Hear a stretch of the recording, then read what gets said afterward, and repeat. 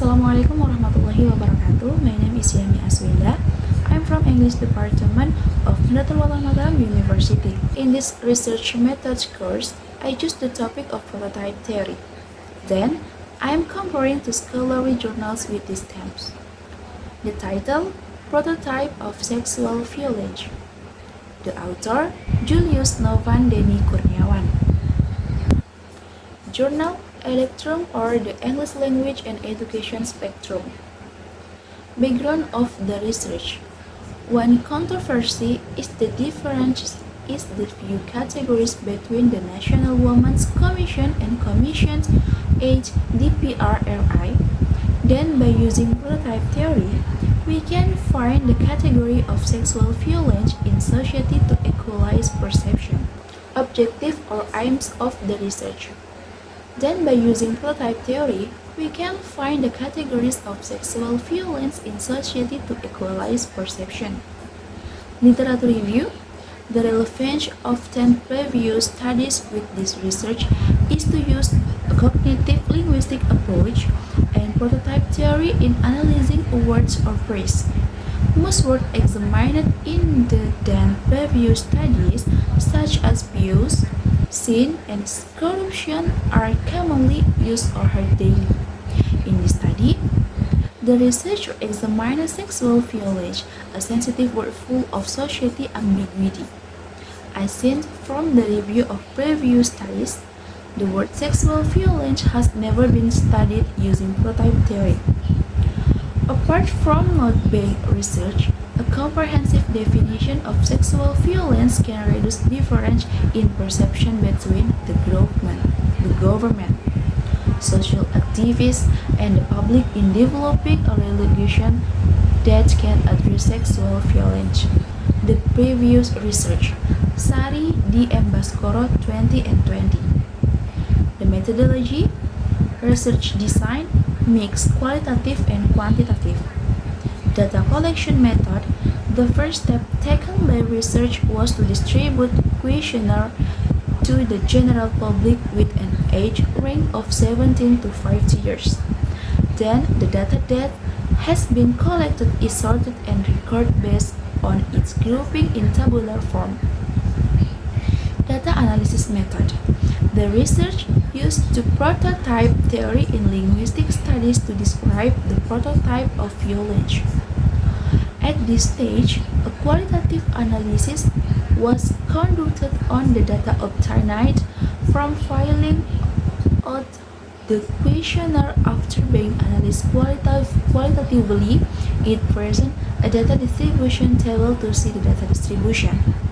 The instrument, proposal, and analysis data. Findings or discussion. Based on the result found and analyzed, it can be concluded that there are 10 prototypes of sexual violence from 20 respondents consisting of the respondent aged 40 until 50 years, the 3 respondents aged 30 until 39 years, 11 respondents aged 20 until 29 years, and 4 respondents aged 17 and 19 years. Data that can be retrieved from respondents amounted to 61 data samples.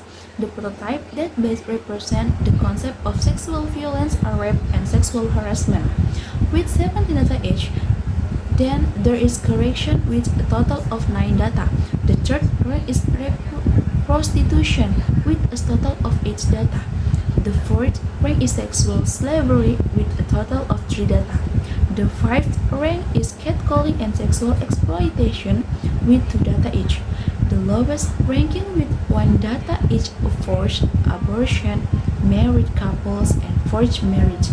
Therefore, the conclusion is most of Indonesian society consider sexual harassment and rape as the main behavior of sexual violence. Furthermore, sexual harassment and rape, which are prototype of sexual violence with 17 data each, are spread almost evenly across all age ranges, indicating that the majority of people in Indonesia from all walks of life agree that sexual harassment and rape are the main form of the sexual violence. The second journal. The title is Prototype Ibu Ideal. Author Jamilatu Zakiyah. The journal, Buana Gender. Background of the research. Peran wanita sebagai ibu rumah tangga dan tuntutan seorang ibu sebagai pusat pengasuhan anaknya. Responden ibu ideal dan gender responden. Objective or aims of the research. Yang pertama, mendeskripsikan adanya hubungan antara latar belakang responden dengan pemeringkatan derajat ibu ideal. Yang kedua, menjelaskan bagaimana pengaruh latar belakang responden terhadap prototipe ibu ideal. Literatur review, penelitian atau representasi ibu ideal pada media sosial, penelitian ibu dalam Al-Quran, dan penelitian orang tua ideal masa kini. Previous research, Arindita 2017. Metodologi, research design, campuran atau kualitatif dan kuantitatif. Data collection metode, meneliti ibu ideal dan menentukan variabel ibu ideal melalui ibu ideal rumah tangga atau ibu tidak bekerja. Yang kedua, ibu yang mengasuh anaknya sendiri, dan yang ketiga, ibu yang mengerjakan pekerjaan rumah sendiri. Kemudian, kuesioner untuk responden dan mengembangkan hipotesis. Data analisis. Penelitian mix kualitatif dan kuantitatif ini diadaptasi dari penelitian prototype semantics, The English Words Like, Coleman dan Kai, tahun 1991. Pertama, peneliti menentukan variabel ibu ideal. Sebagaimana disampaikan sebelumnya, variabel ibu ideal dalam penelitian ini adalah pertama, ibu rumah tangga atau ibu yang tidak bekerja. Yang kedua, ibu yang mengasuh anaknya sendiri. Dan yang ketiga, ibu yang mengerjakan pekerjaan rumah sendiri. Selanjutnya, ketiga variabel tersebut disusun dalam 8 ilustrasi pertanyaan yang dinyatakan kepada responden. Kuesioner ini berisi 3 variabel tersebut yang disusun demikian hingga agar bisa mempresentasikan tingkat keidealan ibu. Kuesioner tersebut dilengkapi skala 1-7 untuk menunjukkan keidealan ibu. Skala pertama, untuk yang sangat tidak ideal, dan yang ketujuh, untuk yang sangat ideal. Sedangkan ukuran lainnya berada di antara skala 1 dan skala 7. Latar belakang responden dalam penelitian ini dibagi atas 1, jenis kelamin, dan yang kedua, status pernikahan responden. Untuk instrumen, data analisis, social media, dan juga Al-Quran. Findings or discussion. Berdasarkan analisis hasil penelitian dapat disimpulkan bahwa variabel prototipe ibu ideal yang paling berpengaruh secara berturut-turut adalah yang pertama, mengasuh anak sendiri, yang kedua, mengerjakan pekerjaan rumah tangga sendiri, dan yang ketiga, tidak bekerja atau ibu rumah tangga. Sementara berdasarkan latar belakang jenis kelamin responden, baik responden pria maupun wanita menganggap mengasuh anak sebagai variabel yang paling berpengaruh. Akan tetapi, pada peringkat kedua, pria menganggap variabel tidak bekerja lebih berpengaruh daripada mengerjakan tugas rumah sendiri. Sedangkan responden wanita sebaliknya. Sementara itu, berdasarkan latar belakang pernikahan responden, baik responden yang sudah dan belum menikah, tidak ada perbedaan.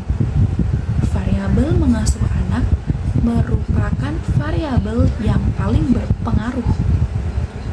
Disusul secara berurutan mengerjakan tugas rumah tangga dan tidak bekerja atau ibu rumah tangga.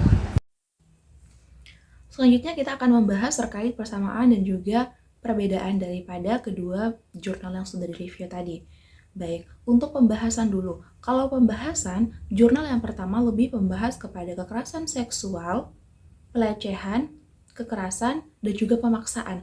Sedangkan jurnal yang kedua membahas tentang keidealan perempuan menjadi seorang ibu. Jadi pendapat orang-orang dan juga responden orang-orang terkait ibu ideal itu seperti apa. Kemudian untuk persamaan daripada kedua jurnal tersebut, bahasanya kedua jurnal ini menggunakan metodologi research design dengan campuran antara kualitatif dan juga kuantitatif. Jadi sama antara jurnal satu menggunakan kualitatif dan kuantitatif, jurnal kedua juga menggunakan kualitatif dan juga kuantitatif. Sedangkan untuk instrumennya sama-sama menggunakan metode observasi. Akan tetapi ada perbedaan juga di antara keduanya. Yang pertama adalah metode daripada observasi tadi Untuk observasi, media observasinya yang pertama, jurnal yang pertama menggunakan proposal, kemudian pidato, dan juga pendapat-pendapat orang lain dan penulisan-penulisan orang lain. Sedangkan untuk jurnal yang kedua menggunakan Al-Quran, media sosial, dan juga pendapat dan penulisan orang lain. Seperti itu. Kemudian untuk hasil daripada penelitian kedua belah jurnal yang tadi, kalau jurnal yang pertama itu hasil prototipe masyarakat lebih kepada pelecehan seksual dan juga kekerasan seksual adalah tindak kriminal yang paling utama. Untuk hasil pada jurnal yang kedua, bahwasanya prototipe ibu ideal adalah yang pertama, ibu rumah tangga itu adalah ibu yang tidak bekerja di luar. Kemudian ibu ideal itu adalah ibu yang dapat mengasuh anaknya sendiri. Dan yang ketiga adalah ibu yang bisa mengerjakan segala pekerjaan rumah dengan sendiri. Okay, I think enough for my speech. Terima kasih. Assalamualaikum warahmatullahi wabarakatuh.